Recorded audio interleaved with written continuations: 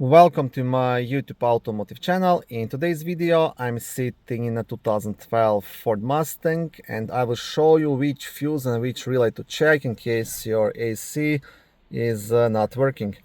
This video will apply to 5th generation of Ford Mustangs made from 2010 all the way up to 2014.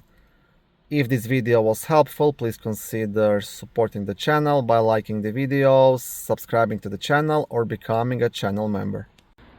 Both the fuse and the relay will be located in the main fuse box, which is under the front hood on the passenger side right here. Now to remove this cover, there is a black tab. You want to push it and lift up. On the back side of the cover you will also have a small fuse diagram.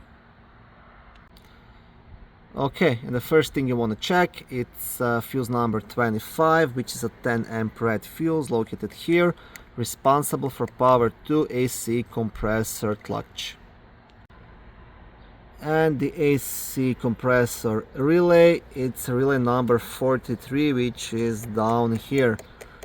Now the best way to test this relay is by using the multimeter. If you don't have one, you can also try to replace it with one of the same kind and see if that makes a difference, right?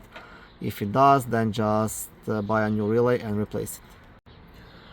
In case both of these are good, the next thing you would have to do, first you want to make sure that the AC is charged up and there is no leaks in the AC lines. If everything seems to be good, then you want to check all the wiring, grounds and electrical connections towards the AC compressor, and you want to test if compressor is working.